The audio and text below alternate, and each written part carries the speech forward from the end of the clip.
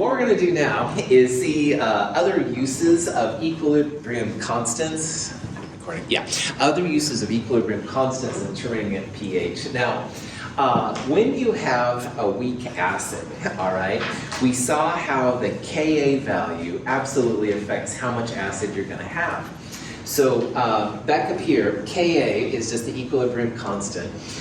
It's when the weak acid reacts with water to make hydronium and acetate. So hydronium, H3O+, and Ka are proportional. If you have more H3O+, you're going to have a bigger Ka. On the other hand, if you have a smaller weak acid Ka with a smaller number for Ka, you'll have less hydronium, all right? So the two factors that affect how much acid you have, Ka and the concentration of the acid you start with. And this little cheesy picture set here, these are pH meters, and in the old days before digital, they had a lot of these analog kind of things.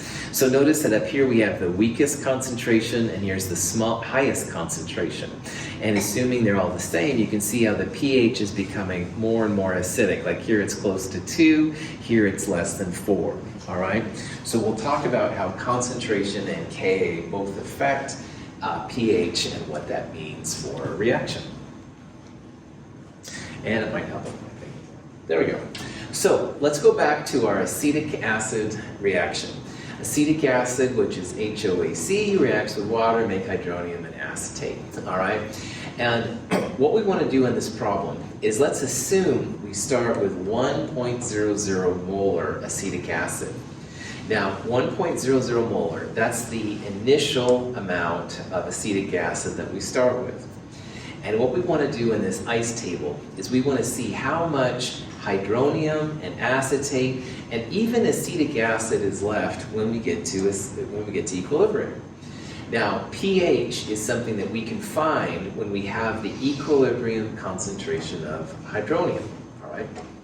So, setting this up, we start with 1 molar HOAC, and we're assuming we don't have any hydronium or acetate.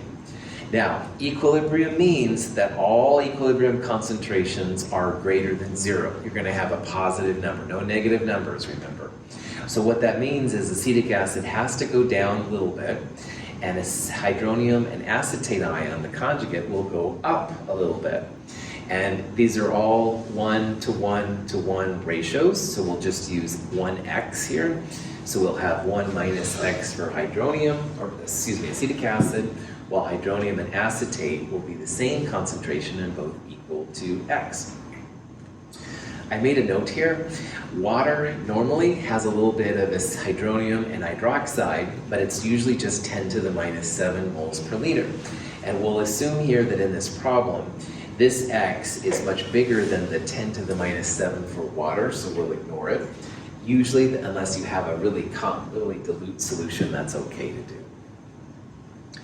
So just like before, here's our equilibrium concentrations of the reactant and the products. And we'll set that equal to Ka. How can you find Ka in this class? What do you want to use to find Ka? And Google is not the answer I'm thinking of, but that would work. But what's a better way? What's in concentration? Concentration table, that's right. A table of acids and bases is included in Product Set 2, and it's something you'll use a lot. So you can find the value of Ka from that table. Yes, you could use Google. However, Google might give you a slightly different value, so I prefer that you use the acid-base table if you can. Well, anyway, Ka for acetic acid, 1.8 times 10 to the minus 5. It's a number less than 1. That means you've got more acetic acid in water than you have hydronium and acetate. But at equilibrium, you will have some hydronium and acetate.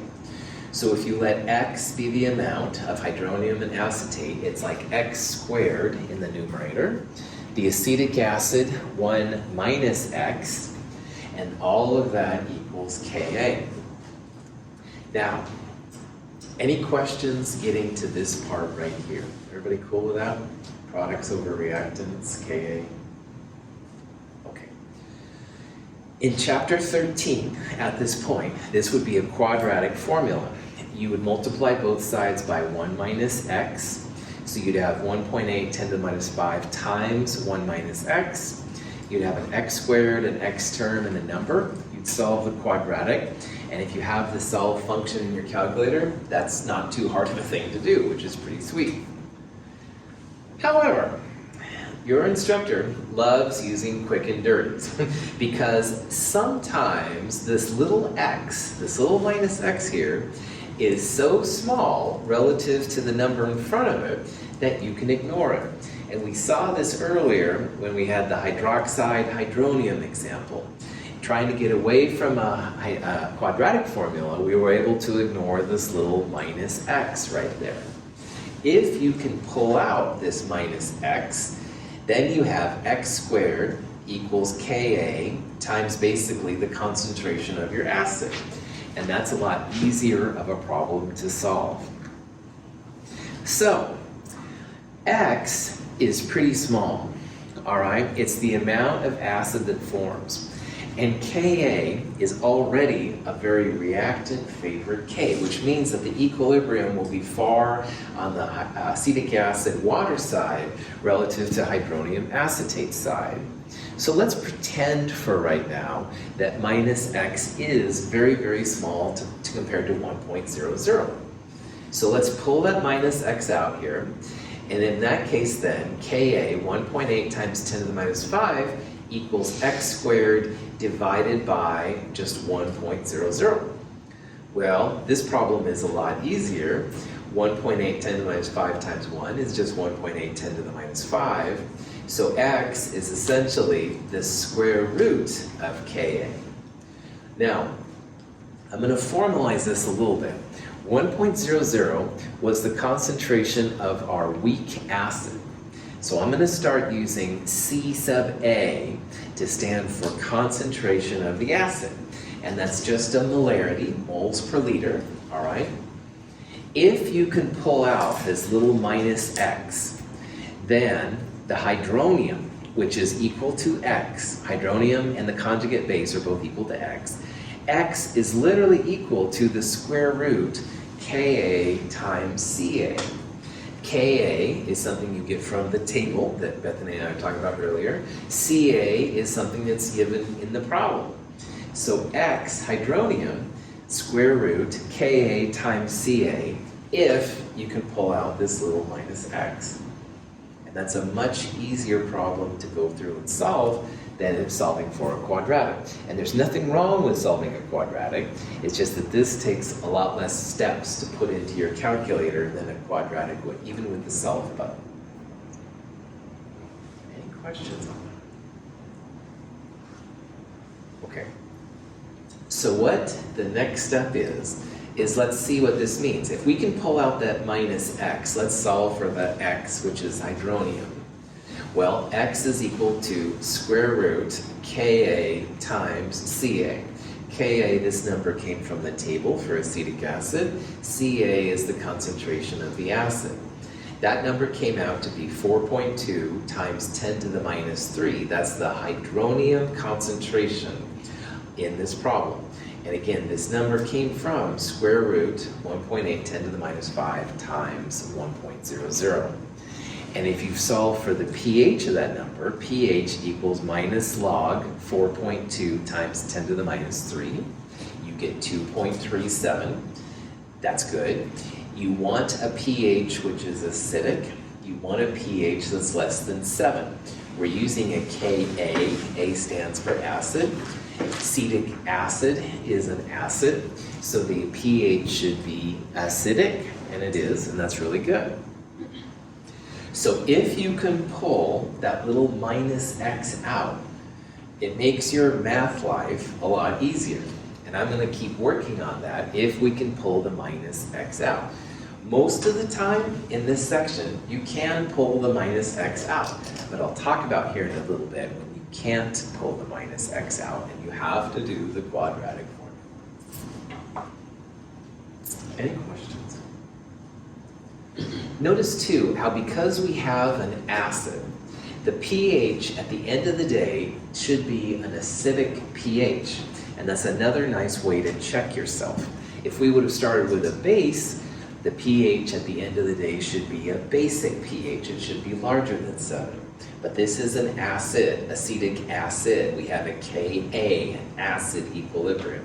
So the pH should be acidic. All right. For many of the weak acids we're going to see, hydronium, which is also equal to the conjugate base. It's not as exciting, but it is. Hydronium equals square root Ka times Ca. All right? Ca is the initial concentration of your acid. So in the problem we just did, it was 1.00 moles per liter. All right? If 100 times Ka is less than Ca, you can pull that little minus x out. Then hydronium equals square root Ka times Ca. But why stop there? pH equals minus log hydronium. So if hydronium is square root Ka times Ca, pH equals minus log square root Ka times Ca. Now that's an ugly duck, and I understand, but it's a super helpful equation for what we're going through. pH equals minus log square root Ka times Ca. This is for weak acids if 100 times Ka is less than Ca. So in the problem we just did, Ka was 1.8 times 10 to the minus 5. If you multiply a 10 to the minus 5 by a 10 to the positive 2, it becomes 10 to the minus 3. So 100 times Ka, in that case 1.8 times 10 to the minus 3, is less than Ca, 1.00. So we are absolutely justified in pulling that little minus x out. As long as 100 times K is less than C, you can do this. And instead of just going hydronium equals square root Ka times Ca, pH equals minus log square root Ka times Ca. This is very one-stop shopping, go to the end, punchline kind of a way to do these problems. And you can't go individually, but I don't even have to use an ICE table if I do this. I've got Ka from the table, Ca is usually given to you. If 100 times K is less than C, bam, pH minus log square root Ka times Ca. Questions? Okay. Now, here's an example of formic acid, all right? We look up Ka's value, 1.8 times 10 to the minus 4 is the Ka for formic acid. We have a pretty dilute solution of formic acid here too, 0.0010 molar. And formic acid reacts with water to make the formate ion and hydronium. It's an acid still. It's formic acid. We have a Ka for acid, so our pH should be acidic. If you use 100 times K less than C, all right, 100 times 1.8 times 10 to the minus 4 is 1.8 times 10 to the minus 2, which would be 0.018. And notice here that 0.018 is not less than 0.0010. So if you do the approximate version here, pH is minus log square root K times Ca, whatever, you get 3.37. But really on this problem, you shouldn't use that because 100 times K, 100 times this number is not less than this number. So in this version, you really should go through the quadratic formula, all right? You'd have the initial concentration minus x on the bottom, you'd have x squared on the top, and all of that equals 1.8 times 10 to the minus 4. So when you do that, you end up with 3.47. This is the exact answer. And that's pretty significantly different than 3.37, the approximate answer. The amount of hydronium you subtract from the concentration of the acid makes this number quite different, and that's why it's not as valid. So, most of the problems we're going to see in this section, 100 times K will be less than Ca. And if so, you can use my beloved shorthand version of how to figure out pH of a weak acid. But if, and you may see this occasionally, but not much, If 100 times k is not less than c, then you just have to go through the quadratic like we did in chapter 13 and solve it that way. Any questions? Okay. Now, bases have similar kind of things you can do with them too, all right? Ammonia we've seen, caffeine, benzoate ion, phosphate ion, et cetera, et cetera. Anything with a Kb is again going to be a base. What kind of pH values would we expect if we did the pH of a weak base? Like, would it be greater than 7, less than 7, or equal to 7? Greater than. Well done, Beth. Bases have pHs larger than 7. So if you do a pH analysis of a weak base, your final pH should be basic. And that's a cool way to kind of check yourself on these to make sure you're good to go. Now, ammonia plus water makes ammonium plus hydroxide, Kb. If you're going to do it the full version, which is totally legit, you'd set up the ice table. In this problem, we're starting with 0.010 molar ammonia. So the initial concentration ammonia, 0.010, and these two are both 0. Now, because it's equilibrium, nothing on this line can be 0 or negative. They have to be positive numbers. So these will both increase by x. This one will go down by x. So you've got 0.010 minus x for ammonia. Ammonium and hydroxide both equal x. Any questions where those numbers came from? Okay. So then Kb is hydroxide times ammonium, x times x in the top. And in the bottom, you'll put the concentration of the base. So in the bottom, you'll have 0.010 minus x. And all of that equals the Kb for ammonia, which you can look up in a table and stuff like that. So doing that, 1.8 10 to the minus 5 Kb equals x times x divided by 0.01 minus x. And again, initially, this would be a quadratic formula. You've got a number. Multiply both sides by 0.010 minus x to get that out. So you'd have a number times this minus 1.8 10 to the minus 5x equals x squared. Go through it, solve it. Not too bad on a quadratic when you have a solve function. However, lazy chemists of the world unite. If this x is small relative to the concentration, you can pull this x out. And like on the last case, if 100 times K is less than the concentration you start with, it's okay to pull this out.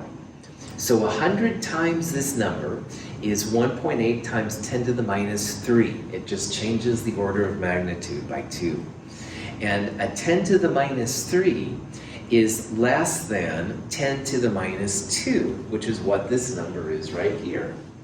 So just like before, you can pull this little minus x out.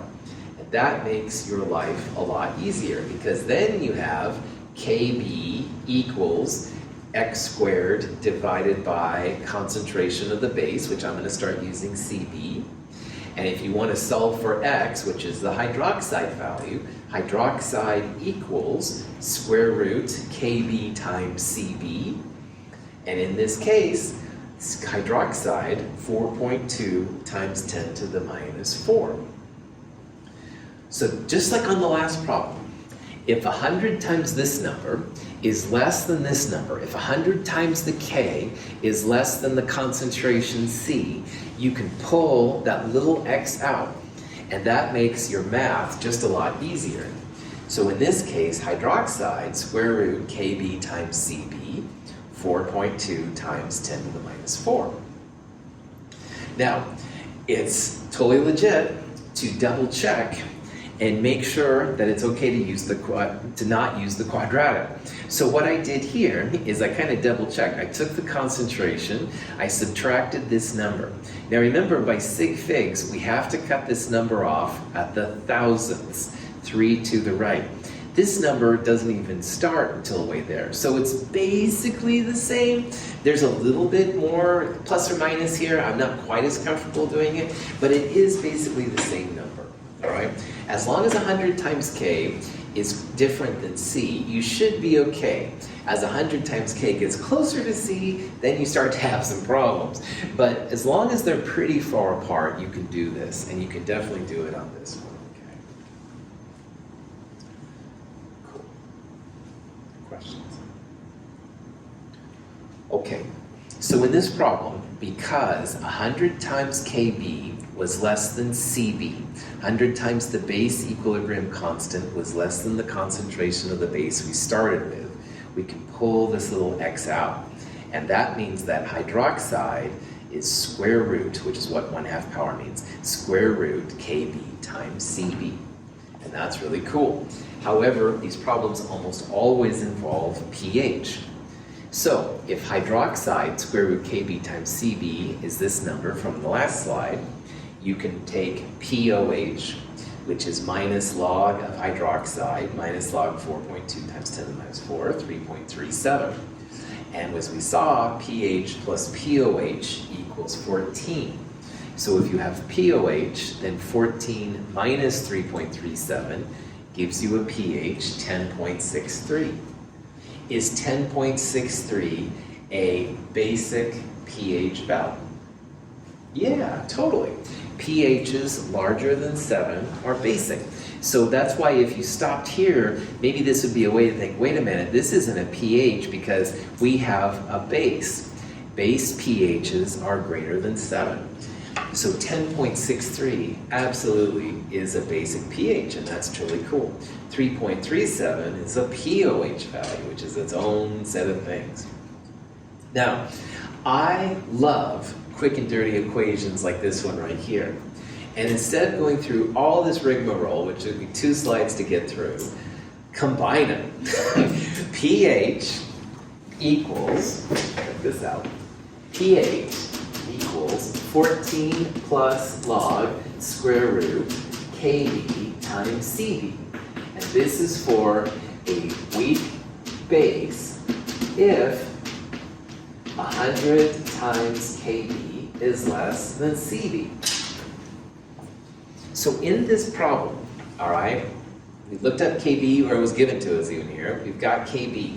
Well, 100 times this K is still less than C. So because it's a base, we can plug this in. 14 plus log square root, this times this is going to be a direct way to go to this number. And I love these kind of things, all right? Because you don't have to ding around with ice tables. Ice tables are kind of a pain, all right? I'm going to be totally honest. I'm sorry. True instructor confessions 101. I'm sorry, I don't like ice tables. No, they're very useful, but they take up more room and space and blah, blah, blah. So if you don't have to use it, it's really cool. If you're doing a lot of pH calculations, man, this is the way to go. And again, you can do it as long as 100 times K is less than C. Now, if 100 times K is not less than C, you have to do the full quadratic, which isn't a big deal. X squared over 0.010 minus X equals KB. Your solve button will do it, or you can do it like I did back in the day, and minus B plus or minus square root B squared, etc. But it is a really cool thing to do, and it does save you a lot of time. Any questions? All right. So if you look at all the acids and bases and you want to find their pH like pretty fast, all right, here's kind of 4 quick and dirty calculations. Now remember, there's strong acids and weak acids, there's strong bases and weak bases, all right? Strong acids, man, they 100% go to the product, all right? Nothing left. So if you have, say, a concentration of HCl, which is 0.1 molar, then to figure out the pH of that strong acid, minus log of 0.1 and you're good, all right? Because all the HCl has turned into hydronium, and minus log hydronium is pH. Now for strong bases, because there's that pH plus POH equals 14 thing, if you want to find directly what the pH is, 14 plus log concentration of your base. So 0.1 molar NaOH is a strong base, 100% goes to hydroxide, no NaOH left. So 14 plus log 0.1 would be the way to find the pH directly. No going through ice tables, you don't have to find POH first, you just go directly there. Now, the two new players on the block are for weak acids and weak bases. And as long as 100 times K is less than C, for a weak acid then, pH minus log square root Ka times Ca. For weak bases, pH equals 14 plus log square root Kb times Cb. These are ugly equations if you're not used to them. I totally dig it, but they are a lot easier than setting up an ice table, all right? And then, well, is X less than this or not? And then usually you solve for hydronium or hydroxide. You can turn hydronium into pH, but hydroxide, you usually go through POH first and then pH, or you find hydronium and then. So anyway, it does save you some time. In this class, you certainly don't have to memorize them, but I would have them ready to go.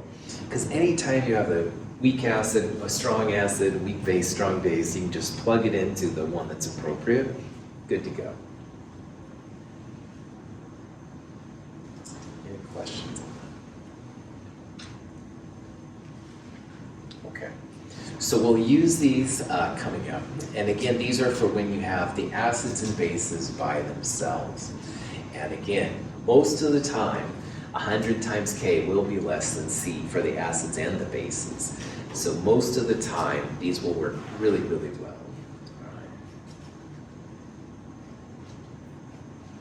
All right. Okay. Now, sometimes you're like, boy, I don't want to deal with acids and bases. I'm just going to deal with ionic compounds and put them in water.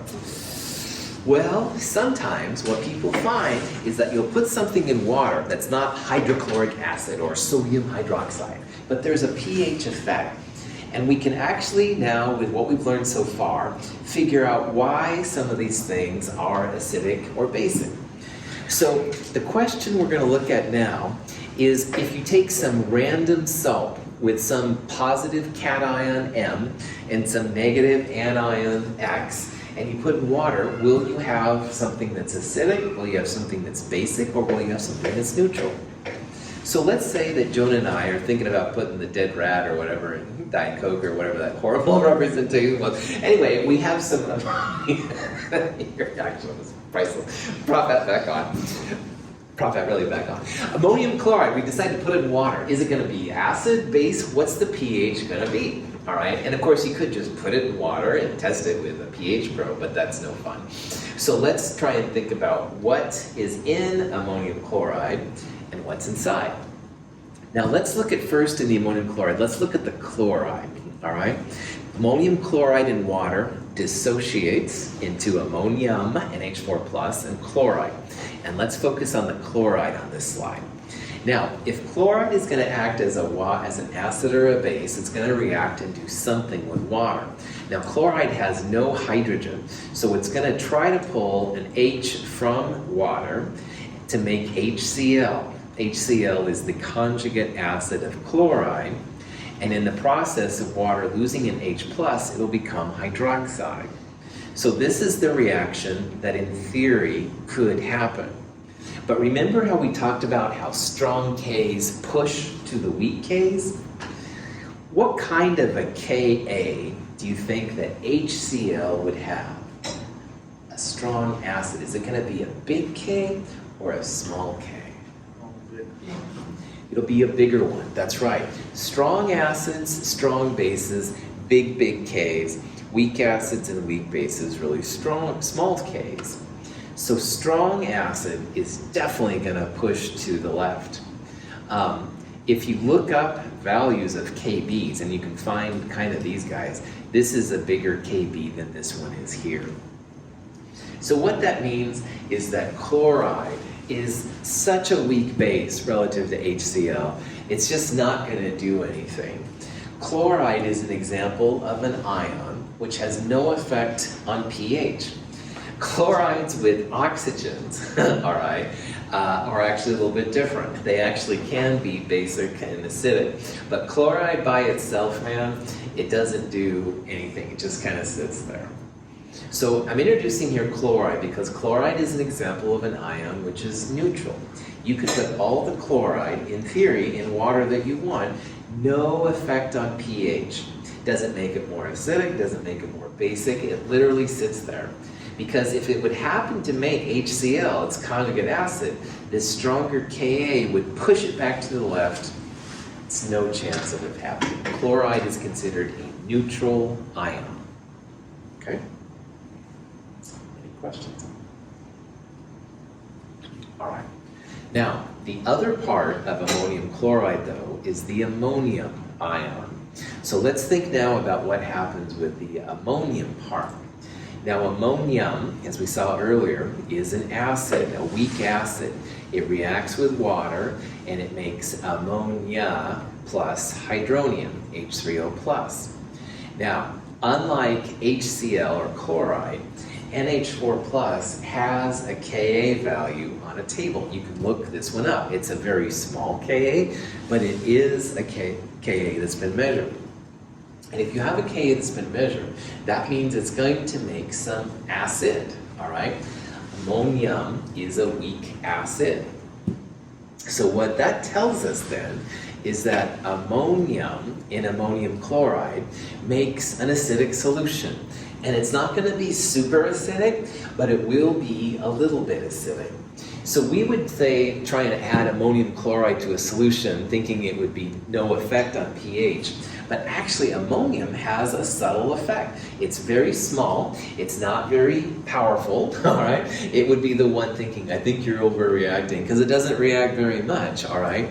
But it does react enough to make it happen. So because we know that Ka is a number that's been found for ammonium, adding ammonium chloride to water makes a slightly acidic solution. And this can be really frustrating to scientists, all right? So let's say that we and I are doing research and we're trying to make a new pesticide or something, and we want to make it neutral, and we need some ions running around in solution. Well, we can totally add chloride, it would have no effect. But man, we start adding ammonium, all of a sudden our solution gets acidic.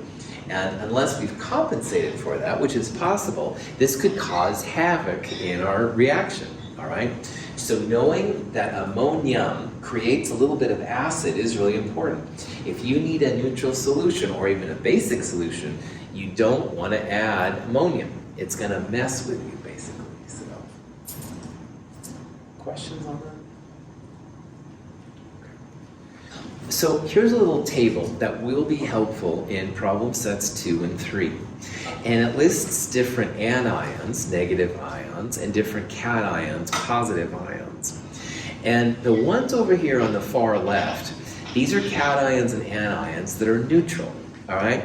So Moy and I added some NH4Cl, and it made it slightly acidic. It made it slightly acidic because ammonium is one of the acidic ions, all right? Chloride was okay because chloride was over here, but it was the ammonium that messed us up. So what Moy and I can do is go back and look at this chart, and if we want a neutral solution, then you can add a cation from down here and an anion from up here, and there should be no effect on the pH. So as an example, maybe we could add lithium chloride or potassium nitrate, all right, things like that. And those would have no effect on pH. On the other hand, if we start adding cyanide or fluoride, I talked about earlier, those will be basic things. Those will make our pH drop or get bigger, excuse me. On the other hand, these are acidic. Ammonium is one of the ones that definitely makes things acidic too. So you have to be very careful then about what you add to a solution. If you have a pH sensitive reaction, then you probably want to add these ions over here on the left. These will make things more acidic. These will make things more basic. Any questions? Okay. So here's an example of a problem you might see, all right? Now, it says, will a 0.1 molar sodium carbonate solution have a pH which is less than, greater than, equal to 7, all right? Well, this is where the table comes in really handy. But I covered it up, fascist chemist. So what you can do is think about the anions and the cations. Sodium carbonate has a sodium and it has a carbonate, all right? Well, if you try to react this with water, all right, sodium has no O or H or anything like that. So you can probably imagine it's going to make NaOH and H+. If you see a strong base as a product, it's not going to go to the left at all. It's going to go totally back to the left side. The minute that sodium tries to steal hydroxide from water, ain't going to happen. Because sodium hydroxide, huge K, pushes in the opposite direction. This sodium we can consider is neutral. However, with carbonate, if you react this with water, all right, it could take an H plus over to make hydrogen carbonate, which is HCO3 minus, and by stealing an H plus, you'd have a hydroxide. Now, HCO3 and CO3 minus, those are conjugates of each other. Hydroxide is pretty strong, but this is actually one we can look up and find a Kb value. All right, carbonate doesn't make a strong base or a strong acid on this side. Hydrogen carbonate is actually a weak acid. So if a weak base makes a weak acid, that means you're going to have some kind of an effect. Carbonate makes hydroxide. It's going to be a basic thing. So if you have the table, which I hid for you on this problem intentionally, all right, you can look up, and carbonate's on the basic side. It's going to make your pH be greater than 7, basic. If you don't have a table next to you, or you're in the hallway accosted by Chem 104 students, you can also think about how these things will react with water, all right? And the sodium would make sodium hydroxide. This would make a base. This one then must be making an acid. And if you don't see a strong acid or a strong base, then you know there's going to be some kind of an effect here. So carbonate is going to make a hydroxide, which is a base. And you can confirm that if you can find a Ka or Kb, which is on a table like something like that. And carbonate is definitely there. So the sodium doesn't affect pH, but the carbonate definitely does. Any questions on that? Okay.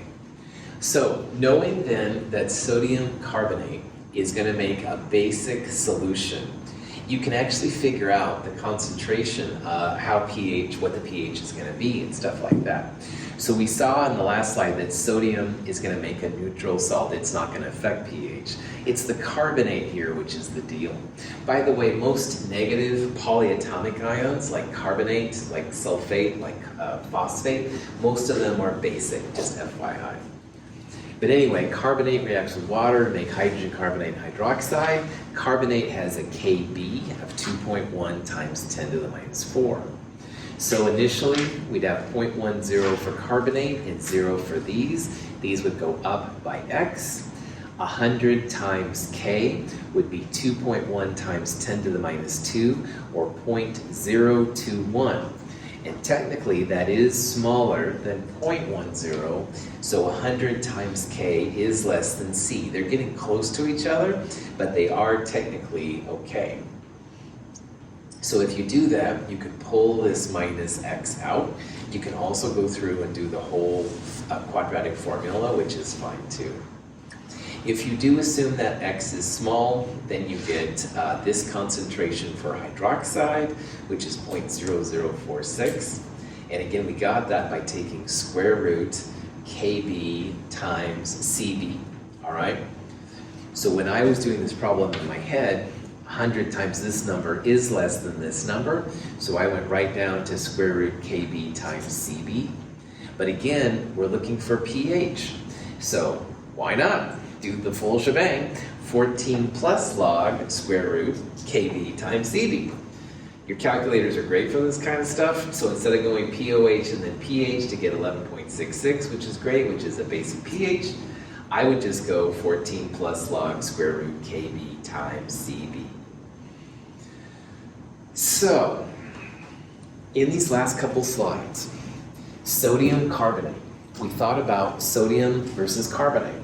Sodium is a neutral ion, doesn't affect pH, but carbonate is going to be a basic system. And you know that either by analyzing what you think would happen with a reaction with water, or you could look at the Ka, Kb acid-base table. Carbonate has a Kb. Or you could look on that last table, which had the neutral ions, the basic ions, and the acidic ions. Any of those ways work great. So carbonate is going to make a basic system, Kb. 100 times K was less than C. So if you want, you can go right away and go 14 plus log square root Kb times Cb. Or you could do the ice table, get hydroxide, POH equals minus log hydroxide. 14 minus 2.34 is pH. Either way is totally cool. This is just a stupid thing to make you hopefully smile on the back of your slide. Any questions besides my poor taste in you?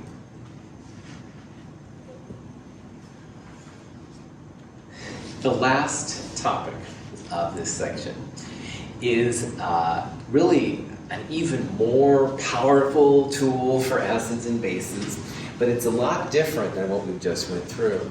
So earlier I said how there are basically 3 systems of acids and bases. One of them is called Arrhenius, but hardly anybody uses it anymore.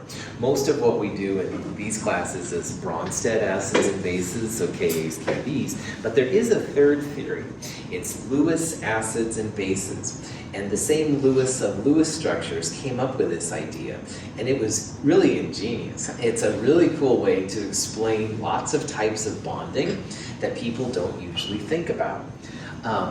This molecule right here is actually something you're going to make in lab. Woohoo! I think it'll be the 10th week, but we're going to make it because I'm sticking with lab. Anyway, this is a picture. This is actually a nickel right there in the middle. And this there's like 2 of these molecules. There's one, and here's the other one. And these things I circled are called dimethylglyoxine. Nothing you have to worry about. But I do want to focus on the fact that in dimethylglyoxine, here's the dimethyls, by the way. These are the intramolecular, all right, the bonds that happen within the molecule, all right. This dot right here, this is a hydrogen bond. This is an intermolecular force we talked about last term. So when you have an OH and another O, there's a strong connection right there. So these are the bonds inside the molecule. This is the intermolecular forces. But this right here is actually another kind of bonding. Now, this right here is a nitrogen. And nitrogen has a lone pair on it. And the lone pair electrons can push themselves into an empty orbital on a metal, like nickel, all right? So notice that there's like a little arrow right there. That's showing you that those 2 electrons are being pushed into the metal.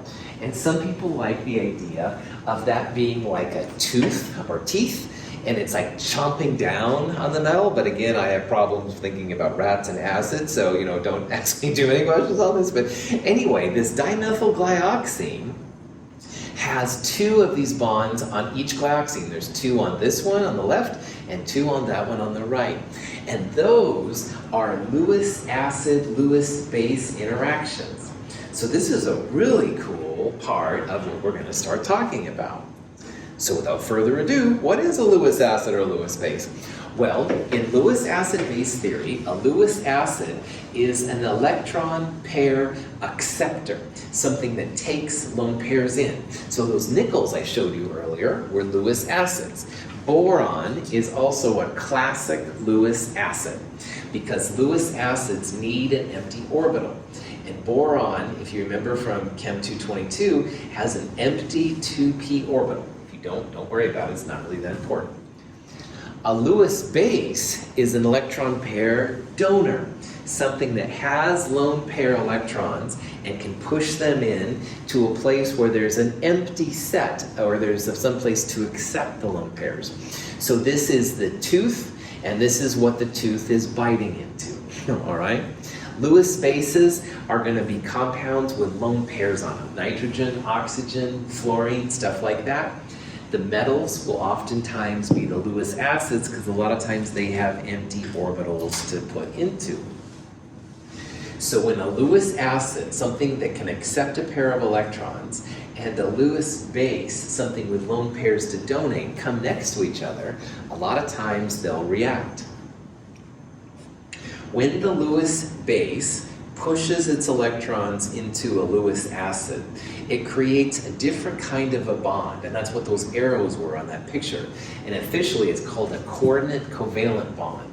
Some people call them Lewis acid, Lewis base adducts, but coordinate covalent I think is easier to say. Boron trifluoride is a Lewis acid because it has a deficiency of electrons.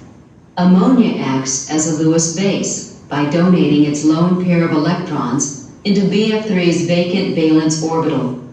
The product of this Lewis acid-base reaction is a single molecule with a new bond, called a coordinate covalent bond, because both the electrons for the bond come from only one species.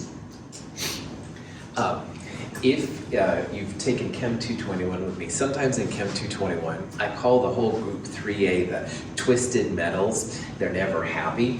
Well, they're twisted, quote unquote, like boron is here, because they don't have, like carbon has 4 electrons on the outside, makes 4 bonds really easy. But boron is always missing an electron, and a lot of times it's okay with it, but it also then is susceptible to making these coordinate covalent bonds when something with a lone pair comes up to it. Now notice that this is a quote-unquote acid-base reaction, but there wasn't any hydrogens being exchanged, all right? This isn't like HCl and water, all right, where the HCl gives up its H plus and the water accepts its H plus like Bronsted. This is all about lone pair electrons, and that's what makes Lewis acids and bases quite different from the regular Bronsted acid. But it is a type of an acid-base interaction. It's just that now, instead of giving up an H+, that Lewis base is giving its lone pair electron density, if you will, into an empty orbital on the Lewis acid. Now, BF3, if you remember from Chem 222, was a trigonal planar, a flat two-dimensional molecule. If you start putting a lone pair in there, it makes it like a tetrahedral system. So it actually goes then from a flat 120 into a tetrahedral 109. This stuff is pretty big when it comes to things. Metals are real powerful Lewis acids, and they'll take a lot of Lewis bases along to explain some of the stuff we've seen over time. Any questions on this? Okay. Lot of everything in Bronsted acid-base theory can also be explained by Lewis acid-base. So this is kind of an interesting point. Lewis Bronsted acid and base, we're going to spend so much time with. All of the Bronsted acids are basically Lewis acids, and all the Bronsted bases are essentially Lewis bases, but not all Lewis acids and Lewis bases are Bronsted acids and bases. So Lewis acids and bases is more encompassing than the Bronsted acid-base theory is. So in Bronsted acids, like H plus has room for lone pairs. Here's water, all right, so those lone pairs push themselves in there to make the coordinate covalent or Lewis base adduct hydronium. And the same thing for making ammonia. Here's the H plus Lewis acid. Here's another lone pair, so that's a Lewis base. The Lewis base electrons push themselves into an empty orbital here on H plus to make ammonia. So this one bond would be a coordinate covalent bond. You could, in theory, draw a little arrow there, although that's not often done.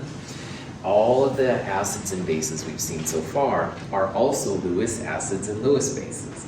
But again, not all Lewis acids and Lewis bases are Bronsted acids and Bronsted bases.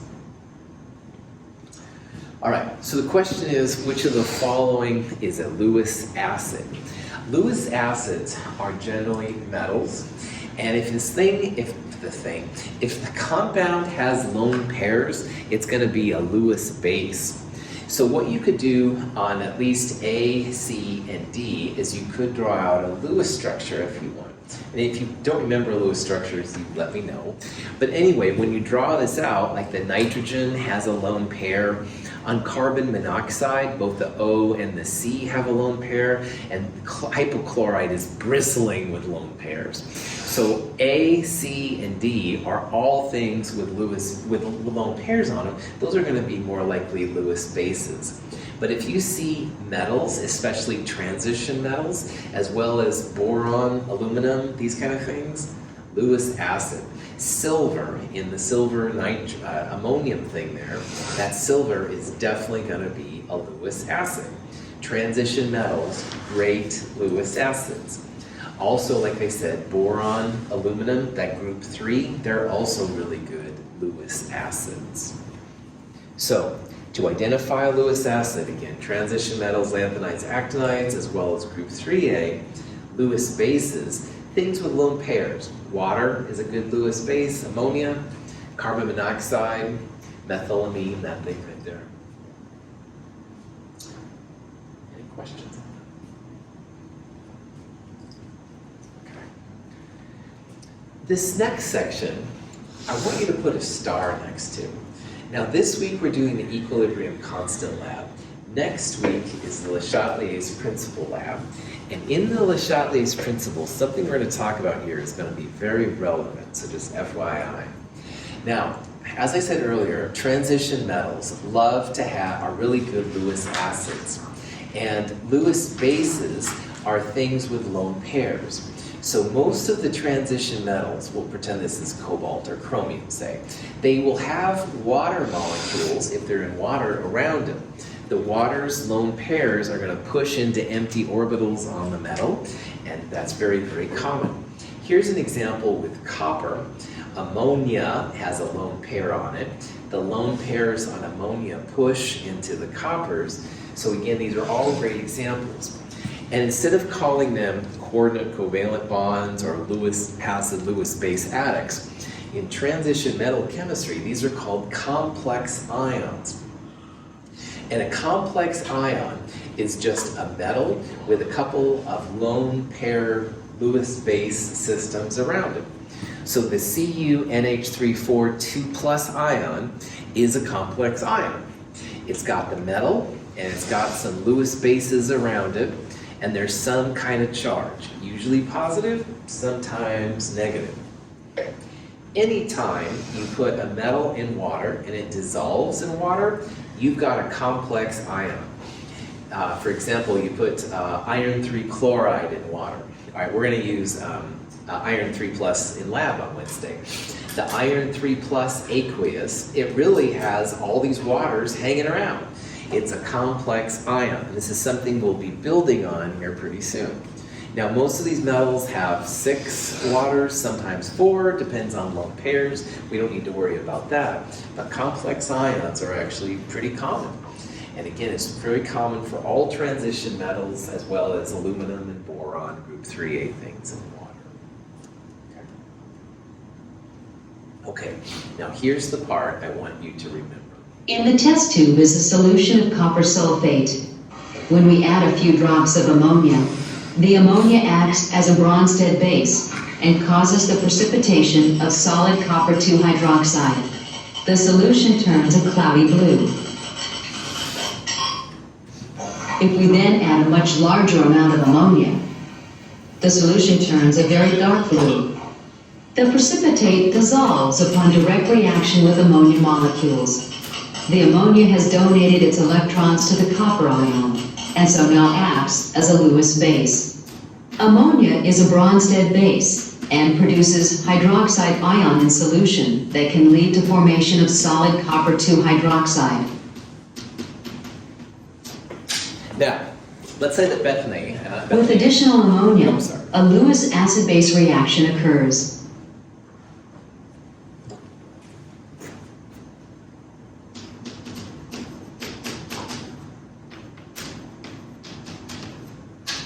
Okay, let's say that Bethany and I want to make copper 2 hydroxide, CuOH2. And like most hydroxides in water, it's not soluble, it's insoluble, so we see a solid crushing. So in this video, this one right here, initially we had some copper 2+ dissolved, and there's waters around it, whatever. Add some hydroxide, immediately you start to see the white copper 2 hydroxide, which is an insoluble compound. We think, cool, that's awesome. Let's add some more hydroxide. Now we're adding ammonia as a hydroxide source here, all right? When we add more hydroxide, all of a sudden our white solid disappears and this dark blue stuff appears. And you're like, what the? All right, and chemists said other things besides what the when this first happened, because usually if a little is good, a lot is better. Not in this case. What's happening here is that initially you add a little hydroxide via ammonia. It does make the copper 2 hydroxide, the insoluble compound, which is great. But if you're like, oh, let's add a little bit more, let's get even more out. Now there's a complex ion forming. And in this case, it's a copper ammonia complex ion. It's a cool dark blue color. It's really, really neat, but it's not good if you want to make copper 2 hydroxide. So this is one of the cases where if you add a little too much, it can actually go in the opposite direction. Like usually you add more score, the Chatelier's principle, blah, blah, blah. Not in this case. A second equilibrium starts kicking in, and this drove chemists crazy. Because why? If you had an extra hydroxide source, why would it go crazy? And it's the ammonia acting as a Lewis base pushes out the hydroxides. You end up with this cool looking, by the way, blue color, but it's not what you want, right? So complex ions were really frustrating to scientists for a long time, but once they figured them out, it's great. Now, in the lab, we're going to do not this week, but next week, you're going to have some zinc 2+. And initially, you add a little hydroxide, and it's going to make insoluble white ZnOH2 solid score. But you add a little bit more hydroxide or ammonia, all of a sudden, a complex ion starts kicking in, your solid goes away. And you're like, what the? Because usually you add more hydroxide, you'd make more zinc 2 hydroxide, the white stuff. But if you add too much, complex ions start kicking in, your stuff dissolves. So you're going to see the solid form and then disappear. You added just a little bit, the solid was there. You add too much, complex ions form. Keep that in the back of your mind while we go through this. Oxygen binds weakly to the iron ion at the center of a heme group in the hemoglobin molecule. In an oxygen-poor area of the body, the O2 is easily removed. Carbon monoxide, in contrast, binds very tightly to the iron and is very difficult to remove. The presence of carbon monoxide makes it impossible for the blood to transport oxygen effectively. We've all been using complex ions while we're watching this. Breathing in air, the oxygen actually connects to one of the irons in heme, and it transports it to somewhere where it then lets it go. So, woohoo, complex ions are cool. But anyway, in this case, if you add carbon monoxide, it binds more strongly to heme than the oxygen does. So when you hear about people dying from carbon monoxide exposure, the CO doesn't dislodge from the iron like the oxygen does, which causes people to die, which is too bad. So yeah, try to stay away from carbon monoxide. Now, hydrolysis in water is another thing that happens. This is an example of a copper complex ion. As it reacts and sits in water, some of it, a little tiny bit, actually breaks down. Some of the water breaks down. One of the H pluses is kicked out, and you make hydronium. And a lot of times, if you have a transition metal sitting around in water, the solution is acidic. So, which means, by the way, in case you forgot, so that when I clear my throat, I'm trying to give you a hint for something you might see later on. If you see a transition metal in water, like copper, like chromium, titanium, whatever, and the question is, will it be acidic or basic? Usually transition metals in water are acidic, all right? Nothing that looks like it does, but hydrolysis happens. One of the waters connected to the metal kicks out an H+. It makes a little bit of hydronium, which makes the solution acidic. So just FYI. So in this case, this is an iron chloride. Chloride is no big deal, but it's the iron is a transition metal. And because it's a transition metal in water, we would expect the pH to be acidic, which means the pH should be less than 7. So anytime you see a transition metal, lanthanide, actinide in water, you would predict that the pH will be a little bit acidic just because of this hydrolysis thing. Any questions on that? Okay, this is going to be a good place to stop. I didn't quite finish these slides, but we're pretty close to it. We'll finish the rest of it next Monday and stuff. Thank you for hanging out with me. If you think of other questions, let me know in the future. Try to stay dry out there. Have a great day.